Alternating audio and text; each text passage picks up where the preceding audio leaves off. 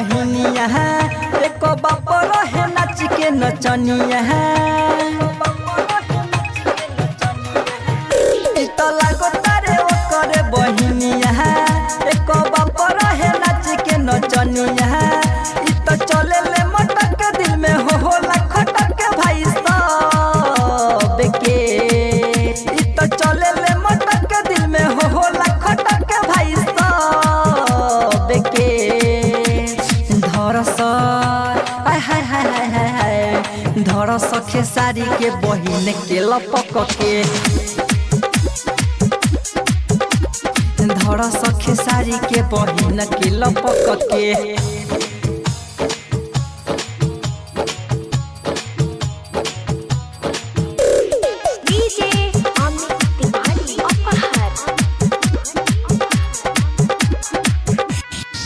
पूरा खराब भोजपुरी के कहला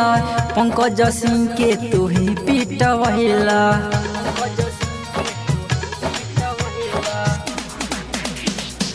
पूरा खराब भोजपुरी के कहला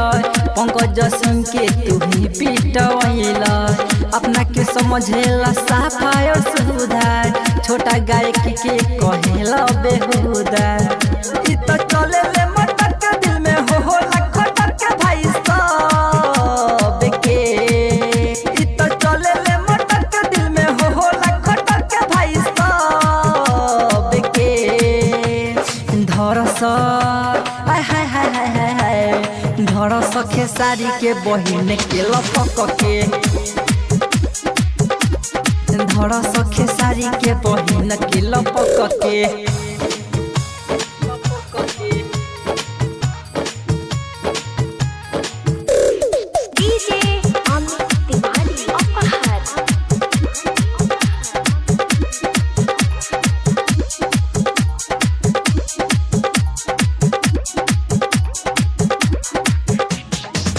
गइल कोमल कुछ न बुझाई देवेला धमकी अब होई उपाय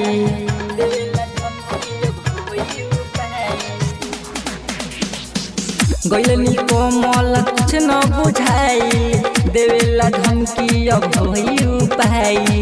सूर्य सती सन यह बोडराई एलम से होई तोहर उपाय इ तो चले ले मटक के दिल में होला खटक के भाई सब के इ तो चले ले मटक के दिल में होला खटक के भाई सब के धरस धरस खेसारी के बहिन के लपक के धरस खेसारी के बहिन के लपक के।